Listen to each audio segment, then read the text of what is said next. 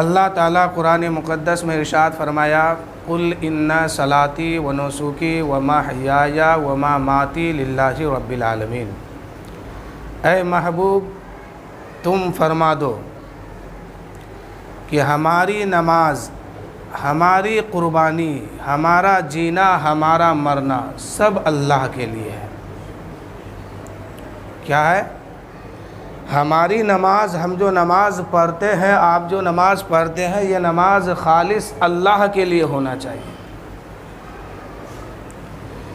ہم اور آپ نے جو قربانیاں کی اس بار یا جب بھی کرتے ہیں، یہ ساری قربانیاں صرف اللہ کے لیے ہونا چاہیے۔ یہاں تک کہ ہم جو جی رہے ہیں، آپ جو جی رہے ہیں، یہ بھی اللہ کے لیے ہے، اور ہم مریں گے بھی تو اللہ کے لیے۔ یوں سمجھیے کہ زندگی میں جو بھی کام کریں گے وہ صرف اللہ کے لیے، یہی حکم ہے قرآن کا کہ محبوب قل ان صلاتی و نسکی و محیای و مماتی للہ رب العالمین، کہ محبوب تم فرما دو کہ بے شک ہماری نماز، ہماری قربانی، ہمارا جینا، ہمارا مرنا سب اللہ کے لیے ہے۔ ہمارے جینے کا مطلب کیا ہے؟ کہ ہم جو بھی کر رہے ہیں تو یہ سب صرف اللہ کے لیے کر رہے ہیں کہ اللہ تعالی ہم سے، آپ سے راضی ہو جائے۔ مرنے کا مطلب کیا ہے؟ کہ جب تک زندہ ہے، ایمان کی حالت میں ہے، اور مریں گے بھی تو کلمے کے ساتھ اس دنیا سے جائیں گے۔ یعنی ہمارا جینا صرف اس لیے ہونا چاہیے کہ دین کی سر بلندی کے لیے ہم جی رہے ہیں۔ آج کل کے تاریخ میں قربانی ہوئی، پورے بھارت میں پورے مسلمان کیے، اللہ نے جن کو وہ دولت دی وہ کیا۔ پوری دنیا اس 10 ذی الحجہ کو قربان اپنے جانور کو کرتے ہیں، لیکن آج ہماری عبادت، کل ہمارے ہاں جو شادیاں ہوتی تھی ہمارے قوم میں، اسی طرح سے آج کی عبادت ہو گئی ہے۔ کل کے تاریخ میں قوم مسلم میں جو شادیاں ہوتی تھی وہ دکھاوے کے لیے کہ فلاں آدمی نے اتنا انتظام کیا، فلاں آدمی نے باراتی کا یہ خدمت کیا، فلاں نے یہ جہیز میں دیا، یہ سب دکھاوا تھا۔ اور آج کے تاریخ میں عبادت کے اندر بھی یہ بات آ گئی ہے کہ فلاں آدمی نے اتنے روپے کا جانور خریدا، اتنے بڑا خصی خریدا، اتنا بڑا بیل قربان کیا، یعنی دکھاوا میں آ گیا۔ اب قرآن کہتا ہے کہ تمہاری قربانی میں جو جانور ہے، جو خون تم نے بہا، جو گوشت تم کو ملا، نہ یہ تمہارا خون نہ تمہارا گوشت اللہ کی بارگاہ تک پہنچتا ہے۔ کیا ہے؟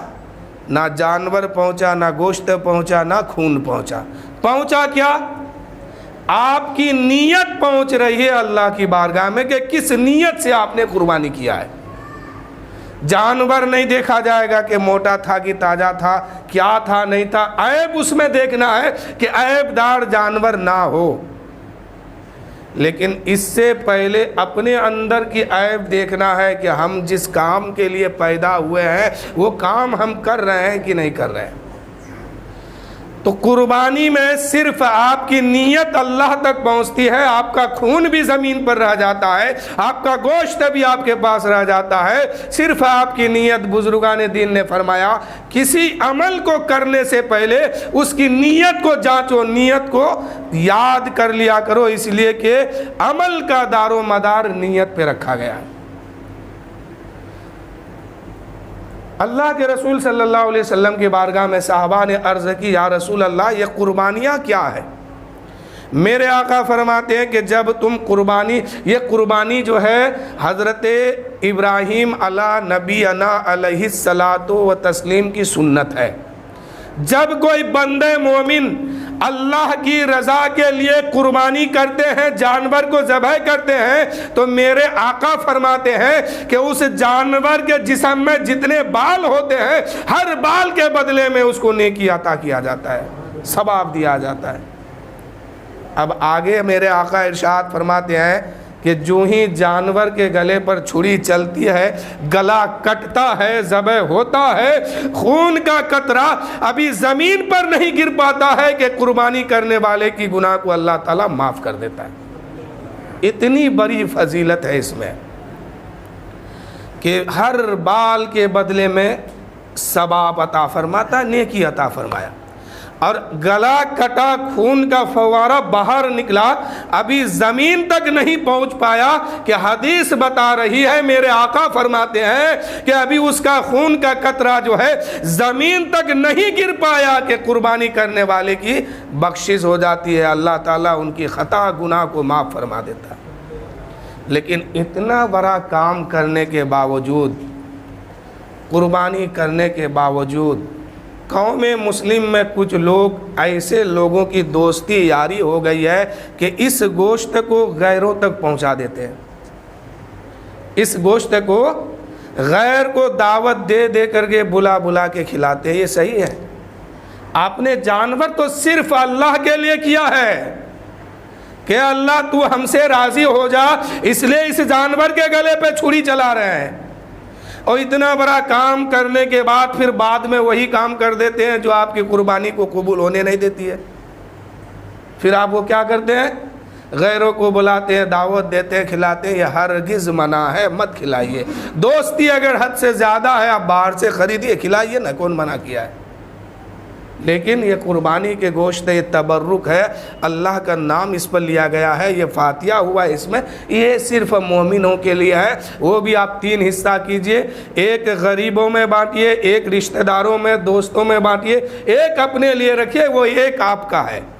اگر آپ کے پریوار میں زیادہ آدمی ہے تو آپ 2 بھی رکھ سکتے ہیں، لیکن ایک تو غریبوں کے ہاں پہنچانا ہی ہوگا، یا کل بھی رکھ سکتے ہیں لیکن غیروں تک نہیں پہنچنا چاہیے۔ یہ آپ کا قربانی ہے، آپ جانیے کہ آپ بچانا چاہتے ہیں یا نہیں بچانا چاہتے ہیں، یہ آپ کا عمل ہے۔ اللہ کی بارگاہ میں کل بروز قیامت فرشتہ بندوں کا نام اعمال دفتر لے کے جب پہنچیں گے تو کہیں گے مولا یہ تیرا بندہ اتنا نیکی کی، اتنا نیک کام کیا ہے، اتنی نیکی اس کے پاس ہے، اتنا اچھا آدمی ہے کہ ثواب کا ذخیرہ اس کے پاس ہے۔ رب فرمائے گا کھولو، کھولا جائے گا دفتر۔ اللہ تعالیٰ فرمائے گا، اس وقت فرشتے عرض کریں گے مولا یہ تیرا نیک بندہ ہے، یہ اپنی زندگی نیکی کمانے میں گزار دیا ہے، ثواب کمانے میں اپنی زندگی گزاری ہے مولا، اس کے پاس ثواب کا بھرپور ہے۔ اللہ فرمائے گا اس وقت گئے فرشتوں تمہاری نظر اس کی نیکی پر ہے، ہماری نظر کیوں کیا ہے اس پر ہے، تمہاری نظر اس کی نیکی پر ہے، تم نے صرف اس کی نیکی لکھا ہے، ہماری نظر اس کے نیکی پر نہیں بلکہ اس نے نیکی کیوں کیا ہے اس پر ہے۔ آپ نیک کام کرتے ہیں، خدا کی بارگاہ تک پہنچتی ہے کہ نہیں پہنچتی، لیکن لکھا جا رہا ہے، فرشتے کی نظر آپ کی نیکی پر ہے، ہر ثواب ہر نیکی لکھا جا رہا ہے، لیکن رب کہتا ہے تمہاری نظر نیکی پر ہے اس لیے تم نے لکھ لیا ہے، ہماری نظر اس کے اوپر اس حال میں ہے کہ اس نے کیوں کیا ہے اس پر میری نظر ہے۔ ایسے عالم میں اللہ فرمائے گا فرشتوں اس کو اٹھاؤ اور جہنم میں لے جا کے پھینک دو، اس لیے کہ اس نے جو عمل کیا ہے وہ میرے لیے نہیں کیا ہے، یہ دنیا کو دکھاوے کے لیے عمل کیا ہے۔ یہاں پر رک کر کے میں ایک بات بتانا چاہتا ہوں، آپ لوگ نماز کیوں پڑھتے ہیں؟ اللہ کو راضی کرنے کے لیے، تاکہ کل بروز محشر آسانی سے چھٹی مل جائے، جہنم سے نجات مل جائے، جہنم کی دہکتی ہوئی آگ سے بچ جائے، جس آگ کے بارے میں قرآن کہتا ہے اے لوگو اس دہکتی ہوئی آگ سے خود بھی بچو، اپنے خاندان کو بچاؤ، اپنے اہل و عیال کو بچاؤ۔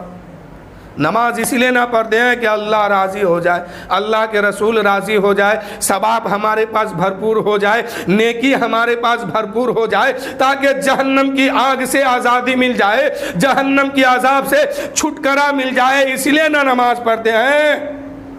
جب اسی خیال سے آپ نماز پڑھتے ہیں کہ اگر نماز نہیں پڑھیں گے اللہ تعالیٰ مجھے بروز قیامت سختی کے ساتھ حساب لے گا اور حکم دے گا یہ بندہ نماز نہیں پڑھا ہے اسی لیے اس کو جہنم میں لے جا کے ڈال دو، اور اگر نماز پڑھ کے جائیں گے رب خوش ہوگا, کہے گا یہ بندہ میرا فرما بردار ہے, عمل کر کے آیا ہے, عبادت کر کے آیا ہے, اس کو لے جاؤ جنت میں ڈال دو. یہی نہ ہے؟ تو آپ لوگ الا ماشاء اللہ جو بھی ہے نماز پڑھتے ہیں, آپ کے گھر کے بچے نہیں پڑھتے, اس کے بارے میں آپ نے کیا سوچا؟ کیا وہ یوں ہی بخشے جائیں گے؟ یوں ہی اس کو چھٹی مل جائے گی, آپ کا بیٹا ہے اس لیے, آپ کی گھر کی بچی ہے اس لیے, آپ کی گھر کی بیوی ہے اس لیے یوں ہی بخشے جائیں گے کہ آپ نماز پڑھتے ہیں اور ان لوگ آپ کے صدقے میں بخشے جائیں گے؟